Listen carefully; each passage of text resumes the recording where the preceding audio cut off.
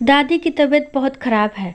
वो बार बार तुम्हें याद कर रही है। वंशिका ने जैसे ही फोन पर ये कहा, मानसी जल्दी से अपना मोबाइल और बैग हाथ में लेकर वंशिका के अस्पताल की ओर भागी। अस्पताल के बिस्तर पर मनोरमा जी असहाय नजर आ रही थी। क्षमा याचना उनके चेहरे पर व्याप्त था, पर मानसी आज भी तटस्थ थी।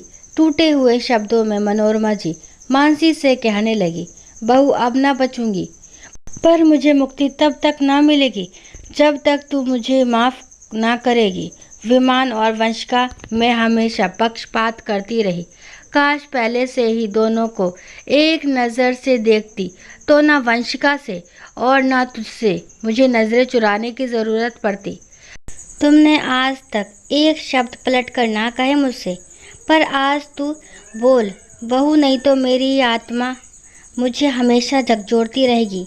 क्या कहूँ माँ जी, सच तो यही है, आपके उस व्यवहार ने मेरी बेटी को डॉक्टर बना दिया। पति के गुजर जाने पर मैंने हिम्मत कर काम पर निकलना शुरू किया। आज आपके उसी पक्षपात ने हमारी जिंदगी को संवार दी। पर विवान को देखो, आपने क्या बना दिया। कमरे के एक कोने पर खड़े विवान की ओर देखती मानसी ने कहा, जो नजरें झुकाए खड़ा था। कमरे में उसके अलावा जेठ जेठानी भी थे, जो आज मानसी से नजरें नहीं मिला पा रहे थे। बहू ये पकड़, कहते हुए तकिए के नीचे से एक लिफाफा मानसी को देते हुए मनोरमा जी ने आंखें मूंद ली। सब काम क्रिया संपन्न होने के बाद मानसी ने वो लिफाफा खोल कर देखा, जिसमें एक चिट्ठी लिखी थी। बहू, मुझे पता है तुम मुझे कभी माफ़ नहीं कर पाएगी। मैंने काम ही वैसे किए। मेरे दो ही बेटे, जब बड़े के बेटा हुआ मैं बहुत नाची, खुश थी। मेरे घर का चिराग रोशन करने वाला आ गया। पर जब तेरी बेटी हुई, मानो मुझ पर वज्रपात हुआ। वंशिका के जन्म के साल भर बाद मेरा बेटा सड़क दुर्घटना का शिकार हो चल बसा। तुमसे बेटी की उम्मीद खत्म हो गई थी। अब जो भी था वो विवान ही था। मुझे उससे खास लगाव रहने लगा। वंशिका और तू मुझे फूटी आंख न सुहाती थी, ऊपर से तेरी जेठानी कान भरने में माहिर। मैं बस बहकावे में आती चली गई और उसको ही सर्वोसर्वा मान लिया, और परिणाम स्वरूप तुम्हें घर से निकाल दिया। पर देखना, किस्मत को कुछ और ही मंजूर था। विवान के कुकृत्य खत्म नहीं होते और वंशिका दिन पर दिन अपने स्कूल कॉलेज का नाम रोशन करने लगी। अब जब तबीयत बिगड़ी, सबने अस्पताल लाकर छोड़ दिया। यहाँ वंशिका मिली, जिसने अपनी दादी की जी भर सेवा की।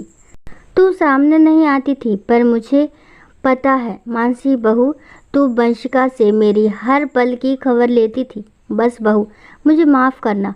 मानसी चिट्ठी एक तरफ रख कर बोली, माँ, मैंने आपको तभी माफ़ कर दिया था जब मैं घर से निकली, क्योंकि उस देहरी के भीतर आपने मेरा बुरा सोचा, पर उसके बाहर निकलकर मैं खुद को साबित कर पाई, और मेरी बच्ची ने हर दुख दर्द को भुलाकर पापा के सपने को पूरा करने के लिए जी जान लगा दिया। जो उसके पैदा होते ही बोले थे, बेटी को डॉक्टर बनाएंगे, उसके लिए कहीं ना कहीं आपका वो एक आंख से ना देखने वाला रवैया ही काम कर गया। नहीं तो लाड़ प्यार में पता नहीं वंशिका क्या बनती। इन सब के लिए आपको धन्यवाद देती हूँ। आप जहाँ रहें खुश रहें, मेरी तरफ से मन में कोई मलाल ना रखें। अब दूसरी कहानी। मम्मी, मैं मयंक के एटीट्यूड से तंग आ गई हूँ। अब मैं उसके साथ एक पल भी नहीं रह सकती। मैं कल ही रूही को लेकर आपके पास आ रही हूँ। तान्या ने फ़ोन पर अपनी माँ सुधा को अपना निर्णय बताया तो वो बोली, मैं तो पहले ही जानती थी कि मयंक तेरे लायक नहीं है, पर तू घबरा मत, तू आ जा। तेरे पापा के कई मित्र वकील हैं, तुझे तलाक दिलवा दूंगी। 4 साल पहले ही तान्या ने जब अपनी मम्मी से मयंक के साथ शादी करने की बात कही तो उन्होंने कहा कि मयंक तेरे लायक नहीं है, लेकिन तान्या नहीं मानी और उसने मयंक के साथ कोर्ट मैरिज कर ली। शुरू के 3 महीने तो दोनों के हंसते खेलते बीत गए, लेकिन फिर छोटी छोटी बातों पर दोनों में खटपट होने लगी। इसी बीच मयंक के माता पिता अपने बेटे बहू से मिलने आए तो दोनों के बीच तनाव देखा। तब उन्होंने दोनों को समझाया कि एक हाथ से ताली नहीं बजती। तुम दोनों ही अपने गुस्से पर नियंत्रण करो और एक दूसरे को वक्त दो।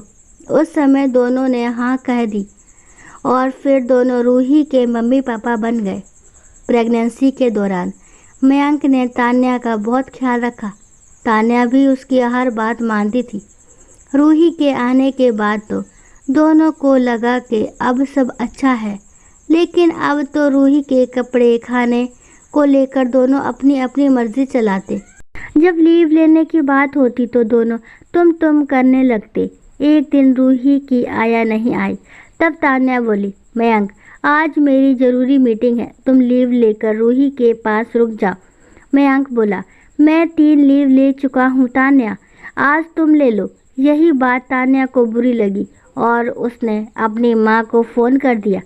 बेटी नातिन के आने के बाद सुधा जी अपने पति पर तान्या के तलाक के लिए दबाव डालने लगी।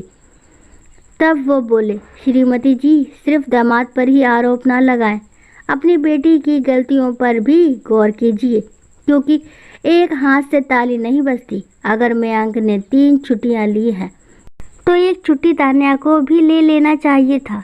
आप तलाक की बात करके आग में घी डालने का काम मत कीजिए।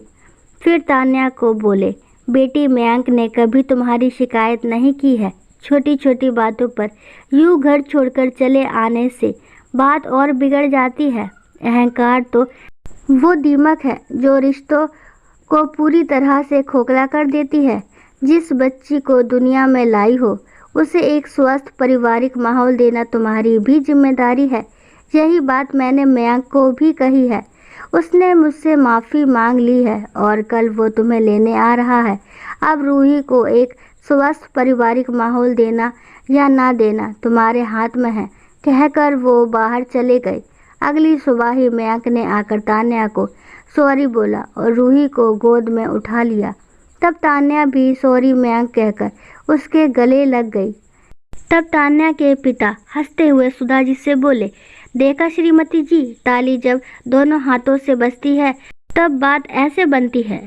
दोस्तों, आशा करती हूँ ये कहानी आपको ज़रूर पसंद आई होगी। अगर कहानी पसंद आती है तो प्लीज़ मेरे चैनल को लाइक शेयर सब्सक्राइब करना ना भूलें और इस कहानी के बारे में आपके क्या विचार है कमेंट बॉक्स में ज़रूर बताएं।